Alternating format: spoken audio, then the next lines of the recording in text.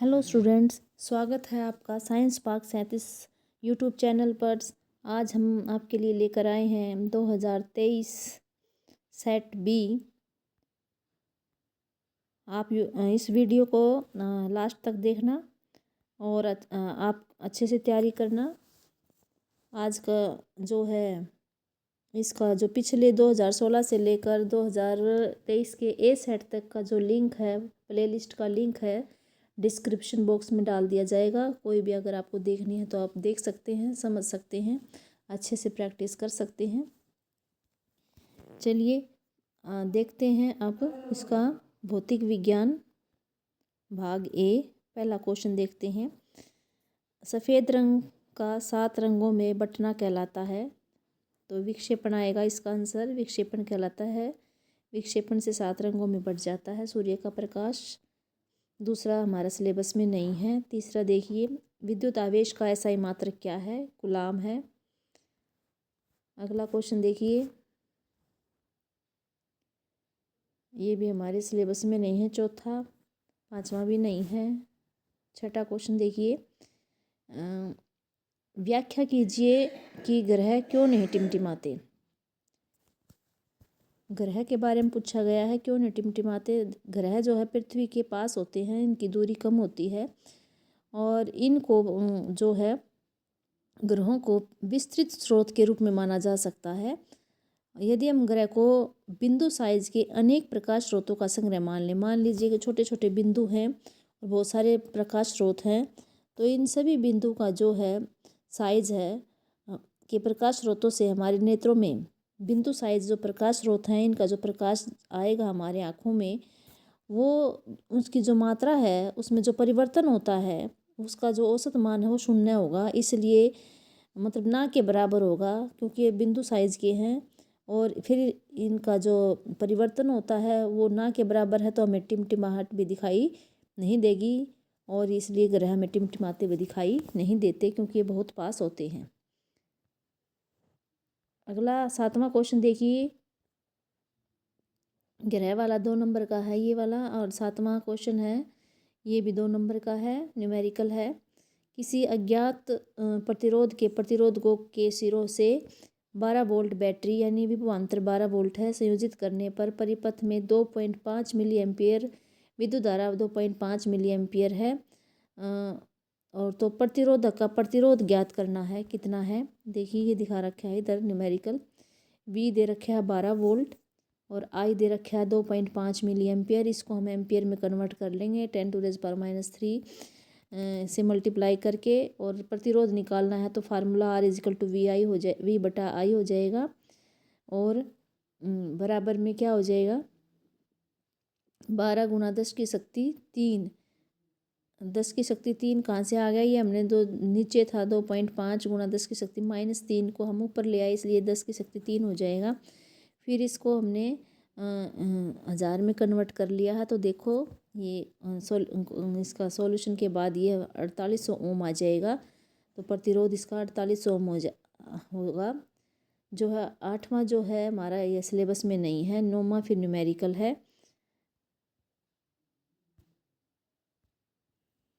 9वां question है, प्रकाश वायु से 1.50 अपवर्तनांक की कांच की प्लेट में प्रवेश करता है और कांच में प्रकाश की चाल कितनी है। निर्वात में प्रकाश की चाल 3 × 10⁸ मीटर प्रति सेकंड है। ये देखिए, इसको हम ऐसे निकाल सकते हैं। वायु का अपवर्तनांक दे रखा है 1.50। निर्वात में प्रकाश की चाल दे रखी है 3 × 10⁸ मीटर प्रति सेकंड।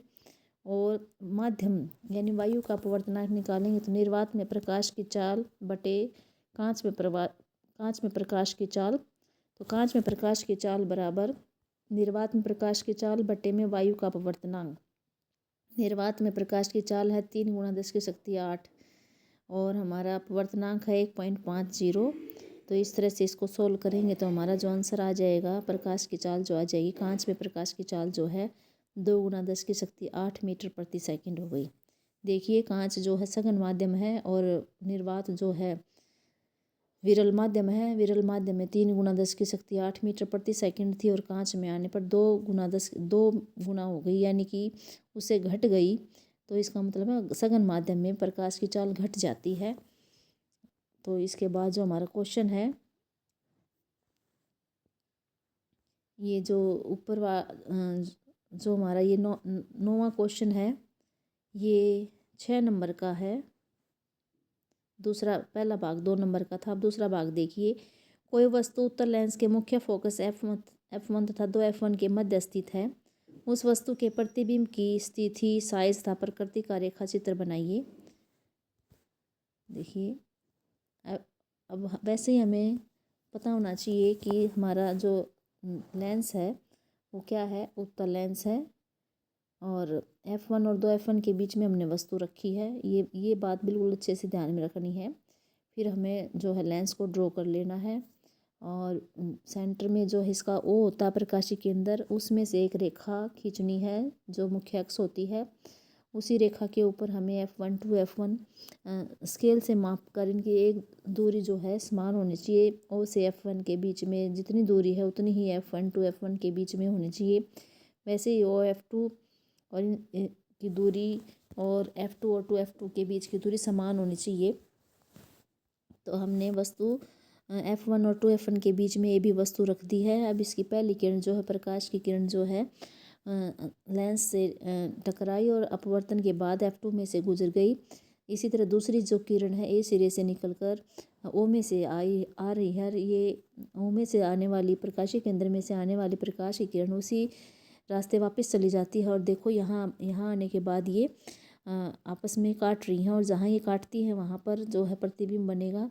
प्रतिबिंब का साइज़ देखिए, ये प्रतिबिंब है और ये ए बी जो हमारा है बिंब है, वस्तु है, और इससे बड़ा बन गया है, उल्टा और वास्तविक बन गया है। मुख्य अक्ष के नीचे बना हुआ है, उल्टा है, वास्तविक है, और कहाँ बना है, 2F2 से परे है। तो ये तीनों बातें हम यहाँ लिख देंगे। प्रतिबिंब की स्थिति कहाँ है, 2F2 से परे है। प्रतिबिंब की प्रकृति क्या है, उल्टा व वास्तविक है, और साइज़ क्या है, बिंब से बड़ा। तो इस तरह से आपको 2 अंक मिल जाएंगे। अगला जो है इसका C पार्ट देख लेते हैं। अब C पार्ट है, प्रकाश के अपवर्तन के नियम लिखने हैं। देखिए, दोबारा रिपीट हो रहे हैं, ये A कोड में भी था।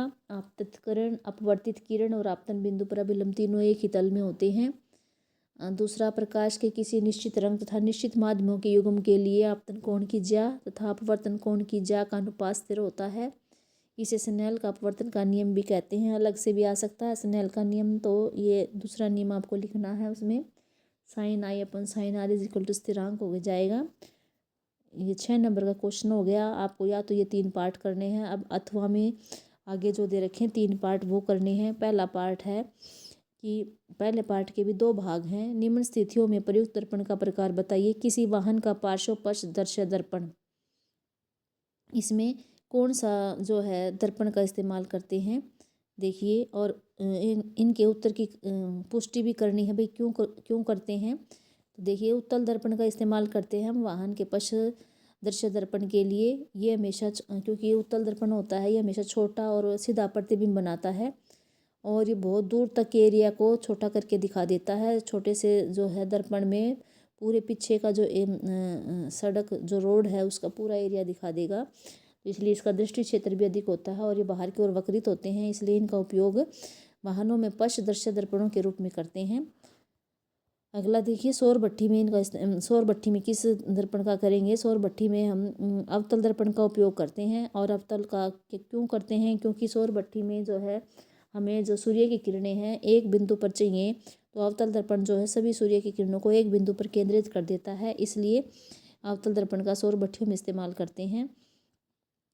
तो ये क्वेश्चन है, ये 3 अंक का था। अगला देखिए, बी भाग जो है ये 2 अंक का है।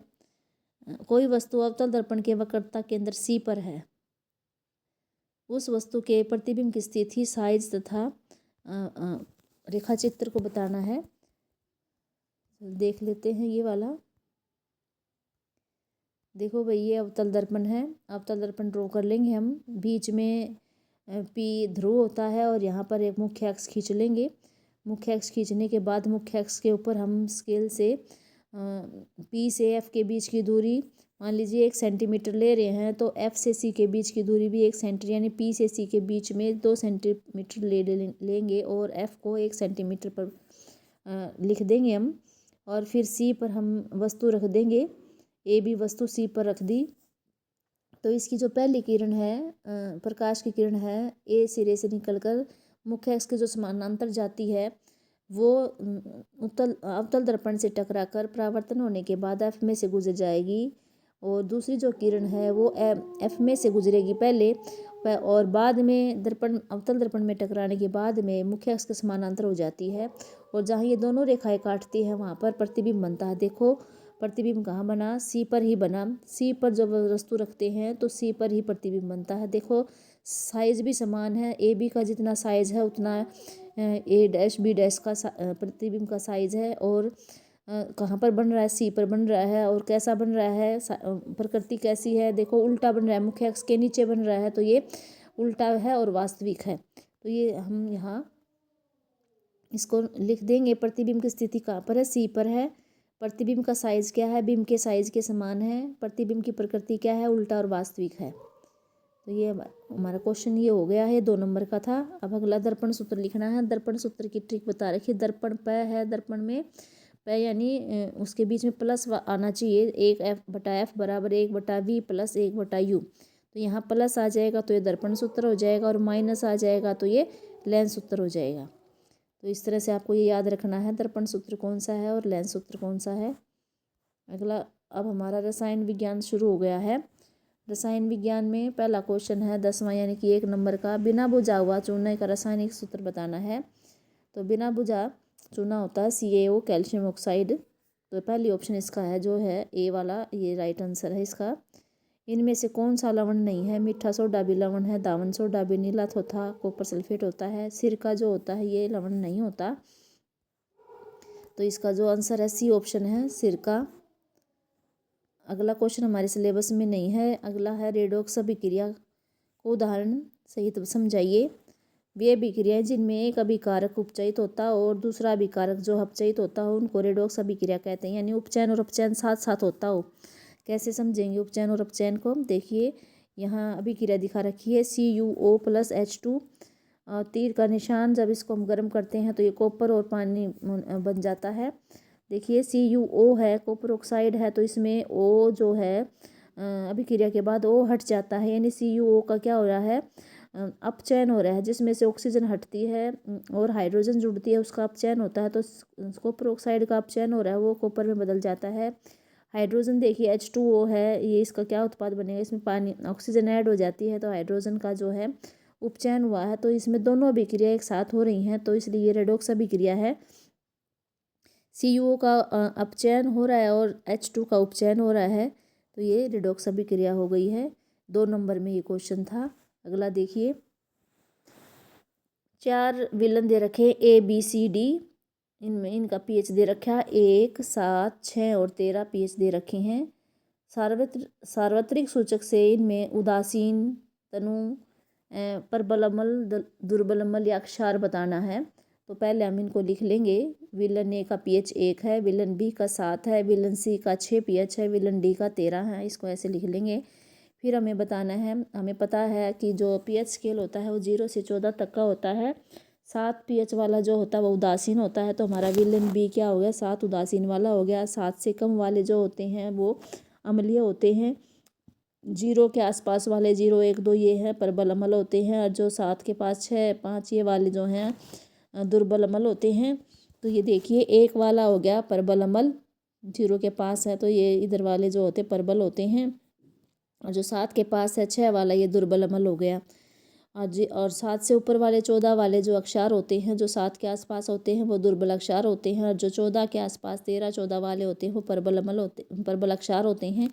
तो देखिए विलन डी जो है ये 13 परबल अक्षार है। तो इस तरह से ये आपको इसमें 2 अंक मिल जाएंगे। बिल्कुल ईजी क्वेश्चन है, ये पता होना, pH स्केल के बारे में पता होगा तो आपको ये अच्छे से आ जाएगा। ये जो क्वेश्चन 15वां है हमारे सिलेबस में नहीं है। अब इसका इलेक्ट्रॉनिक विन्यास दे रखा है, परमाणु संख्या पूछी है, 2, 8, 10, 17 हो गई, और इनमें से किस तत्व के साथ इसकी रासायनिक असमानता होगी। तो ये क्लोरीन का है, तो क्लोरीन, फ्लोरीन, ब्रोमीन तो एक जैसे होंगे, नाइट्रोजन, फास्फोरस अलग हो जाएंगे इसमें। ये अगला क्वेश्चन देखिए 16वां। उभयधर्मी ऑक्साइड क्या होते हैं, ये क्वेश्चन भी इम्पोर्टेंट है, अच्छे से याद कर लेना। वे धातु ऑक्साइड जो क्षार तथा अम्ल दोनों के साथ अभिक्रिया करके लवण और जल बनाते हैं उभयधर्मी ऑक्साइड कहलाते हैं। उदाहरण है जिंक ऑक्साइड और एल्यूमिनियम ऑक्साइड। इसको भी अच्छे से कर लेना, 2 नंबर का है। आघातवर्त तन्यता भी वेरी इंपॉर्टेंट है, ये पीछे सेट में भी थी, इसमें भी आ गया है, मैंने वहाँ भी बताया था। तय से तार बनता है, तो इस तरह इसको ऐसे याद रखना है। तो तार तन्यता का मतलब तार बनाना और आघातवर्त का होता है चादर। तो धातु का वह है गुण जिसमें धातुओं को पीट कर पतली चादरें बनाई जाती हैं, वो तो आघातवर्ता हो गया। जैसे सोना सबसे अधिक आघातवर्त धातु है। तन्यता का मतलब है धातु का वह गुण है जिसमें धातु को खींच कर पतली तार बनाई जाती हैं, तो ये तन्यता कहलाती हैं। 1 ग्राम सोने से 2 किलोमीटर लंबा तार बनाया जा सकता है। तो ये भी जो क्वेश्चन है 2 नंबर का था, एक का आघातवर्त था और दूसरे का तन्यता। 16वां क्वेश्चन 4 नंबर का हो गया, 2 पार्ट में था। अब आगे देखिए 17वां क्वेश्चन अब है हमारा 6 नंबर का क्वेश्चन आ गया है। अब 2 पार्ट में है, एक ए पार्ट है, एक बी पार्ट है। ए के भी फिर अब ए को भी डिवाइड कर रखा 3 हिस्सों में। तो इसमें यौगिकों के नाम बताने हैं, नामकरण करना है। तो देखिए पहले है अच्छे से हमें देख लेना है कार्बन कितने हैं। 2 कार्बन है।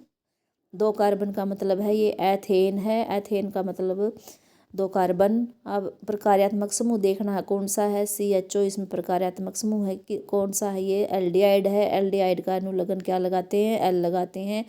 तो एथेन प्लस L तो क्या हो जाएगा, एथेनल हो जाएगा। फिर देखिए अगला जो है ये देखिए एथेनल हो जाएगा। फिर अगला देखिए कितने कार्बन है, अगले में भी 2 कार्बन है, तो 2 कार्बन वैसे ही एथेन हो गया। फिर आगे प्रकार्यात्मक समूह देखिए Br है, ब्रोमो हैलोजन है ये। तो इसको पहले बोलेंगे ब्रोमो, तो ब्रोमो एथेन ऐसे बोला जाएगा, तो हम ऐसे लिख देंगे ब्रोमो एथेन। फिर देखिए अगले में भी तीनों ही 2 कार्बन वाले आ गए एथेन। अब अगला भी 2 कार्बन है तो एथेन हो जाएगा। प्रकार्यात्मक समूह देखिए क्या है, OH है, इसका अनुलग्न क्या है, ओल है। तो एथेन प्लस ओल एथेनोल, इसका नाम क्या हो जाएगा, एथेनोल हो जाएगा। ये 3 नंबर का क्वेश्चन था, जिसको बच्चे को आते पूरा मतलब स्कोरिंग क्वेश्चन है ये, कोई नंबर कहीं से नहीं कटेगा अगर आप बिल्कुल ठीक लिख दोगे तो। अब आगे देखिए बी पार्ट है, इसमें से ये बताना है एल्केन कौन है, एल्कीन अल्काइन कैसे पहचानेंगे एल्केन अल्कीन अल्काइन को। देखिए एल्केन के लिए एक फार्मूला लगा रखा है, बता रखा है कि CnH2n+2, एल्कीन के लिए CnH2n, एल्काइन के लिए CnH2n-2। तो यहाँ पहला जो C2H2 दे रखा है, इसमें कार्बन देख लेते हैं कितने हैं, 2। तो ये N का मतलब क्या होता है, जो फार्मूले में N है इसका मतलब है कार्बन की संख्या। तो हम इस 2 कार्बन को इसमें रख के देख लेंगे क्या CH2 आ रहा है। तो इसमें रख के देखेंगे तो C2H4 + H6 ये नहीं आएगा। तो C2H6 कहाँ पर है, इसमें C2 वाले तो 2 ही हैं, तो ना तो पहले वाला ना दूसरे वाला एल्केन नहीं है। तो इस C2 को फिर हम एल्कीन में रख के देख लेंगे, C2H4 यहाँ C2H4 बन गया, यानी ये दूसरे वाला C2H4 जो है ये हमारा क्या है, एल्कीन है। तो इसको एल्कीन में लिख देंगे। फिर ये जो तीसरा बच गया ये एल्काइन होना चाहिए, C2 C2H2 क्या हो गया, ये एल्काइन है। तो C2H2 एल्काइन है, C2H4 क्या है, एल्कीन है। अब C3H8 को देखेंगे, इसमें 3 कार्बन है। 3 कार्बन को पहले एल्केन वाले फार्मूले में लगाएंगे, C3 3 दूनी 6 + 2 8, तो ये एल्केन है। C3H8 क्या है, एल्केन, तो हम इसमें एल्केन में लिख देंगे। फिर C4H10 देखते हैं, 4 को इसको भी फिर हम एल्केन वाले फार्मूले में 4 कार्बन है, तो N की जगह 4 लगा देंगे। C4 4 दूनी 8 और 2 10, C4H10 हो गया, यानी कि C4H10 भी क्या है हमारा एल्केन है, इसमें एल्केन में लिख दिया है। फिर अगला भी 4 कार्बन वाला है, ये वाला तो एल्केन नहीं हो सकता क्योंकि 10 हाइड्रोजन होंगे तभी ये एल्केन होगा। तो इसको हम दूसरे एल्कीन वाले में लगा के कर देख लेते हैं, C4 और 4 दूनी 8, हाँ ये एल्कीन है, तो इसको भी एल्कीन में लिख देंगे C4H8। अब 5 कार्बन वाला बच गया। 5 कार्बन वाला जो है एल्केन में रख के देखेंगे, 5 दूनी 10 2 12, C5H12 होंगे तो एल्केन होगा। C5 और 10, 8 इसमें 10, अगर C5 और H10 हो गए तो वो अल्कीन होगा। और अब 8 है तो ये क्या है, एल्काइन है। तो ये इस तरह से 2 बट गए। इस तरह से आप इस फार्मूले में रख के, आपको नहीं आता तो फार्मूला आना चाहिए, इसमें n कार्बन की संख्या n की जगह रख के आप बता सकते हैं कौन एल्केन है, कौन एल्कीन है और कौन एल्काइन है। एल्केन में कार्बन कार्बन के बीच में एक कलाबंद होता है, एल्कीन में एक द्विआबंद होता है और अल्काइन में त्रिआबंद होता है। इसलिए ये आप ऐसे निकाल सकते हैं इसको, बिल्कुल इजी क्वेश्चन है। 3 नंबर का है, देखिए एल्केन लिख दोगे तो 1 नंबर यहाँ मिल जाएगा, एल्कीन वाले में 1 नंबर यहाँ, एल्काइन का 1 नंबर यहाँ। तो ये बिल्कुल 6 नंबर, 5 मिनट का काम भी नहीं है दोनों क्वेश्चंस का, बिल्कुल इजी क्वेश्चंस हैं। अगला देखिए, अब इसका अथवा में आ गया है।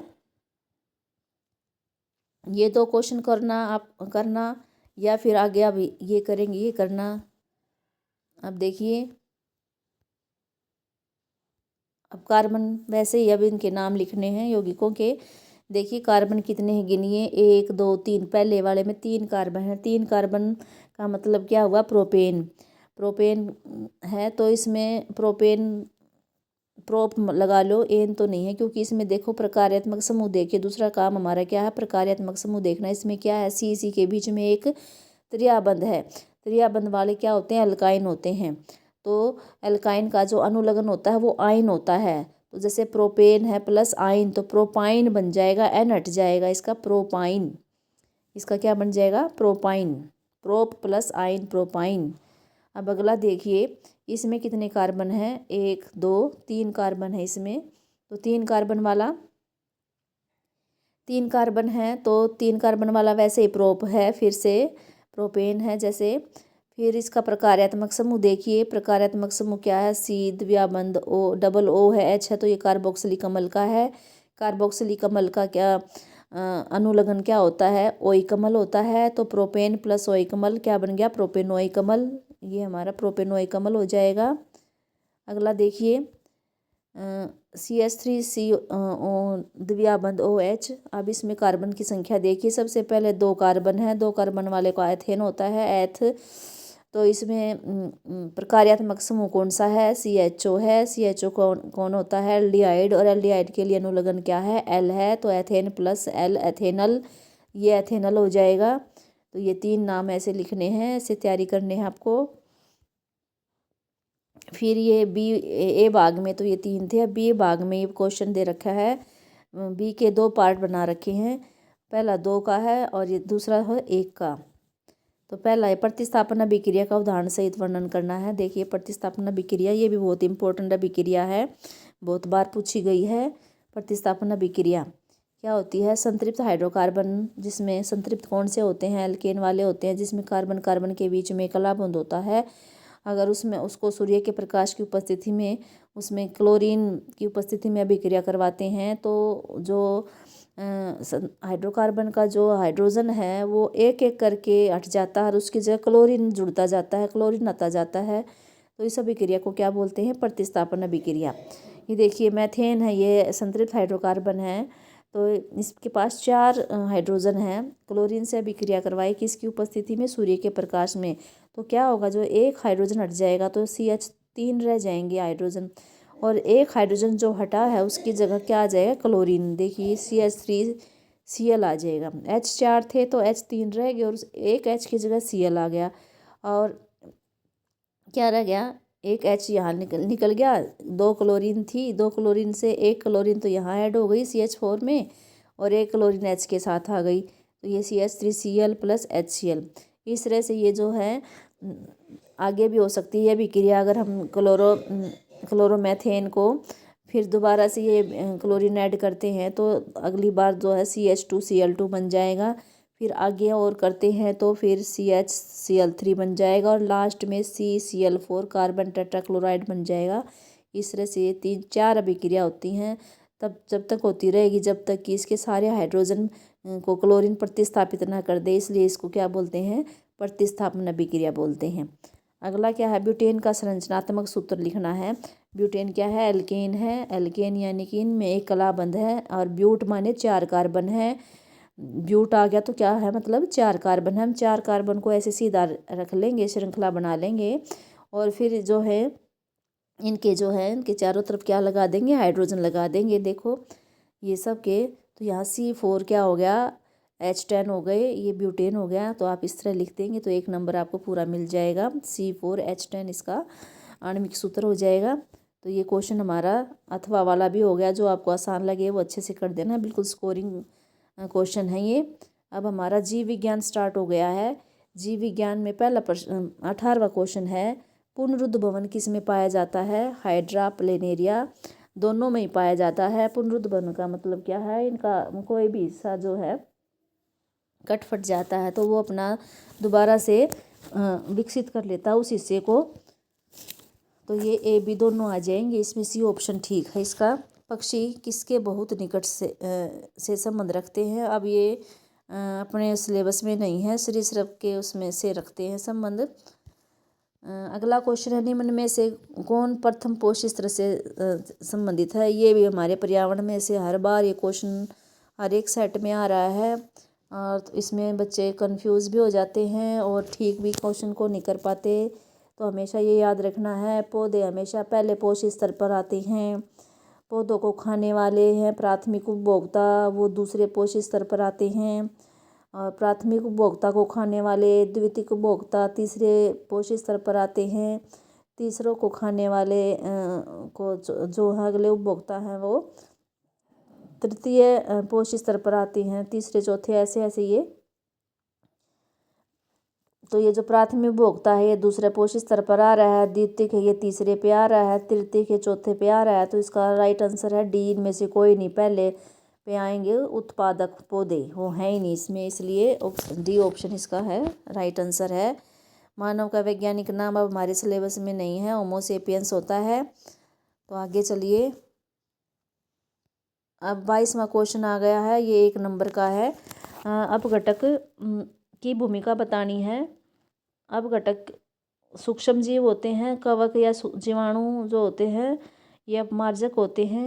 ये क्या करते हैं, जो गल सड़ जाते हैं मर जाते हैं उनके अवशेषों में जो जटिल कार्बनिक पदार्थ होते हैं उनको तोड़कर सरल अकार्बनिक पदार्थों में बदल देते हैं। और वो सरल अकार्बनिक पदार्थ होते हैं वो मिट्टी में चले जाते हैं, और मिट्टी से जो है पौधे उनको अपने अंदर लेकर चले जाते हैं, यानी उनका दोबारा से उपयोग हो जाता है।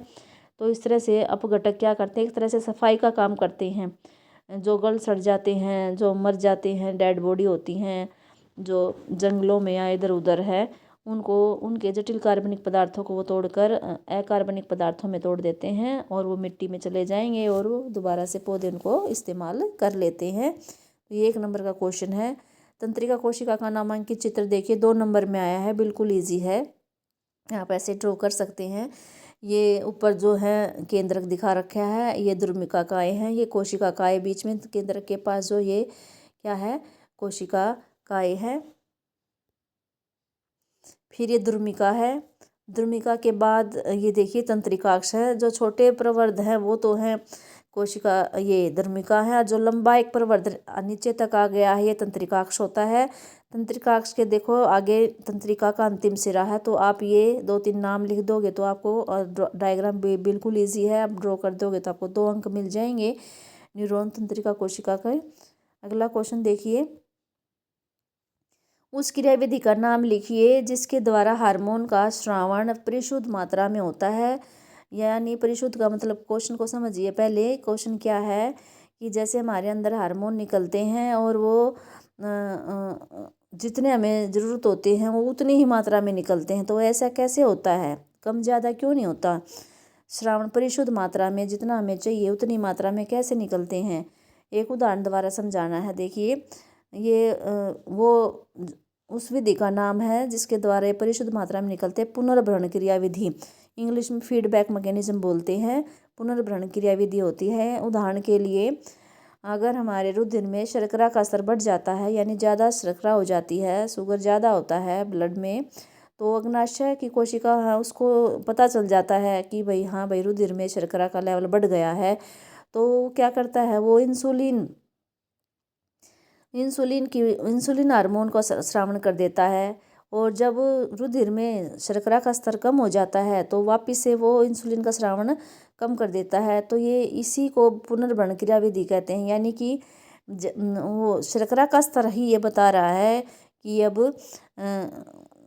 कब कम करना है और कब इंसुलिन का स्रावण कम करना है और कब ज़्यादा करना है। यानी शर्करा का स्तर बढ़ जाएगा तो ये इसका स्तर बढ़ना ये बता रहा है कि हाँ भाई अब अग्नाशय को इंसुलिन हार्मोन का स्रावित करना है। अगर शर्करा का स्तर घट गया तो अब शर्करा का स्तर ही ये बता रहा है कि इंसुलिन का स्रावण कम करना चाहिए। तो ये इसी को बोलते हैं पुनर्भरण क्रिया विधि। अब ये है जो है ये हमारे क्वेश्चन में नहीं है। समझात अंक जो है ना समरूप अंग 25वां क्वेश्चन 26वां क्वेश्चन है गर्भ निरोधन की विभिन्न विधियों के बारे में युक्तियों के बारे में बताना है 4 नंबर में। ये भी वेरी वेरी इंपॉर्टेंट क्वेश्चन है। और देखिए गर्भरोधी तरीकों के विभिन्न प्रकार हैं।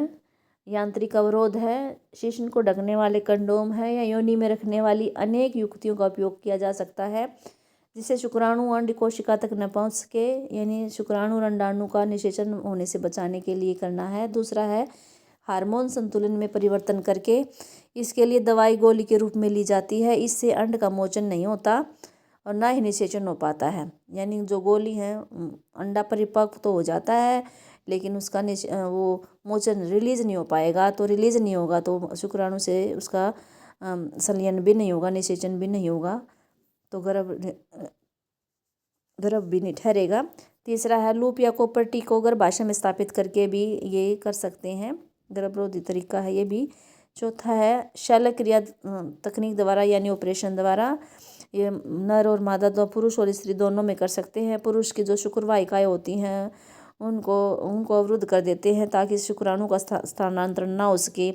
स्त्री में जो उसकी अंडवाहिनी फैलोपियन ट्यूब होती है उसको भी अवरुद्ध कर सकते हैं ताकि वो अंड है जो है वो गर्भाशय तक ना पहुँचे और अंड और शुक्राणु का निषेचन इस तरह से रोका जा सकता है। तो ये आप 4 हैं, ये 4 लिख देना। 4 अंक का क्वेश्चन था, आपको 4 अंक मिल जाएंगे। 27वां क्वेश्चन है, ये 4 अंक का है। रंध्र का नामांकित चित्र बनाना है और रंध्र छिद्र किस प्रकार खुलते और बंद होते हैं। ये भी कई बार आ गए क्वेश्चन भी और अब इसमें प्री बोर्ड में भी आया है। देखिए रंध्र के आपको खुले रंध्र का और बंद रंध्र का चित्र बना सकते हैं। फिर देखिए ये जो पीले पीले जो है बीन शेप की दिखा रखी हैं ये द्वार कोशिकाएं हो गई। ये बीच में जो है ये लेंस शेप का जो दिख रहा है ये रंध्र छिद्र है, उत्तल लेंस का जो दिख रहा है। बीच में ये इसके द्वार कोशिकाओं के इधर जो है ये हरित लवक है और जो बाहर ग्रीन ग्रीन दिखा रखी हैं ये सहायक कोशिकाएं होती हैं। ये दूसरे वाला बी वाला जो दिखा रखा है ये बंद छिद्र है। कैसे खुलते बंद होते हैं, ये द्वार कोशिकाओं का काम होता है। कैसे खुलेंगी बंद होएंगी, द्वार कोशिकाओं में जब पानी अंदर चला जाता है और ये फूल जाएंगी तो रंध्र का छिद्र खुल जाएगा और जब पानी बाहर निकल जाता है तो ये सिकुड़ जाती है तो रंध्र बंद हो जाते हैं। ये भी आपका 4 नंबर का क्वेश्चन है, तो ये इसको कर लेना। अब अगला देखते हैं। अब है हमारा इसका बी पार्ट है 27वें का, वाष्पोत्सर्जन के क्या कार्य हैं। काम पूछे हैं वाष्पोत्सर्जन के 2 नंबर में। इसमें देख लेते हैं वाष्पोत्सर्जन होता क्या है। पादप के वायु भागों व पत्तियों से पानी भाप के रूप में निकलता है, रंध्र से निकल जाता है तो मुख्य रूप से रंध्र से निकलता है, उसको वाष्पोत्सर्जन बोलते हैं। तो इसके क्या लाभ है, इसकी भूमिका देखो नीचे बता रखी है। वाष्पोत्सर्जन क्या करता है, अगर वाष्पोत्सर्जन पौधों में जो जड़ होती हैं वो जड़ें क्या करती हैं, मिट्टी से पानी और खनिज लवण का अवशोषण करती हैं।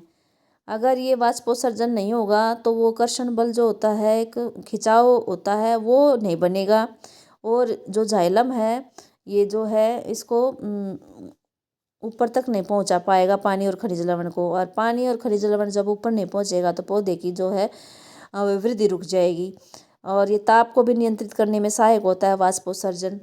यानी कि मेन काम क्या है, इसका चूषण का निर्माण करना है।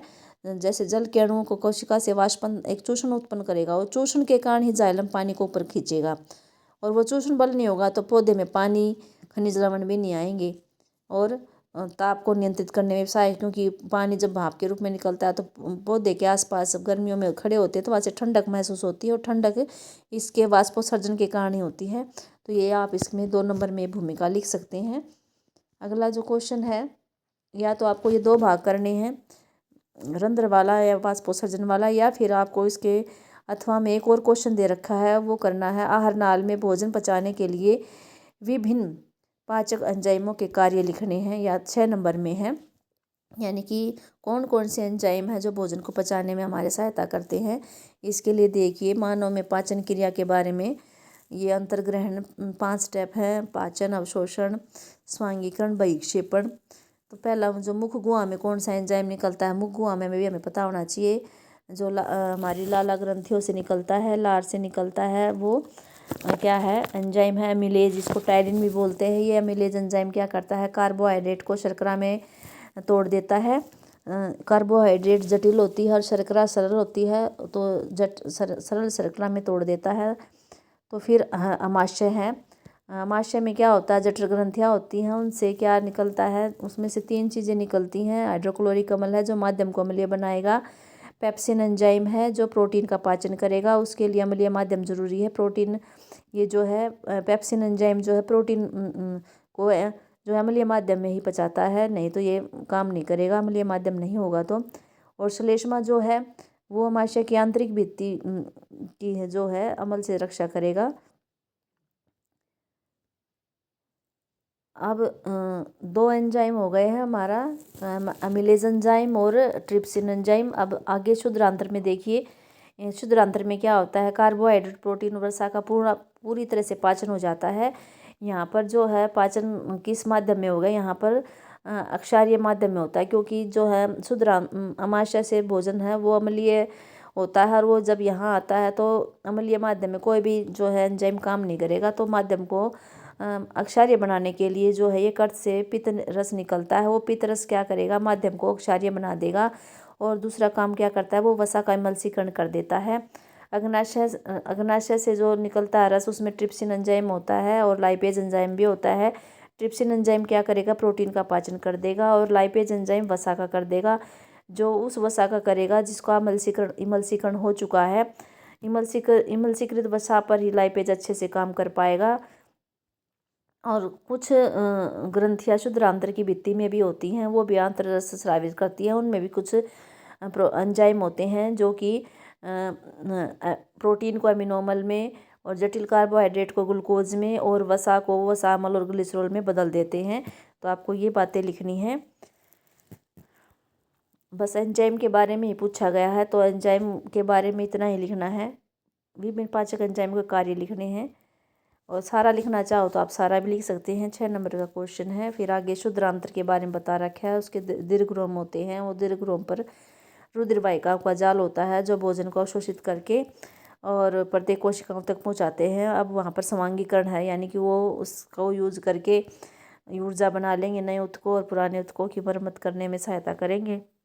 फिर बिना पचा भोजन है जो वृद्धांत्र में भेज दिया जाएगा, वहाँ से जल का अवशोषण हो जाएगा, और वो जो बिना पचा है वो गुदा द्वारा शरीर के बाहर निकाल दिया जाता है। और इसको कौन नियंत्रित करता है, बहिक्षेपण को गुदा अवरोधनी द्वारा होता है, उसके अंदर अवरोधनी होती हैं, वो उसको नियंत्रित करेंगी।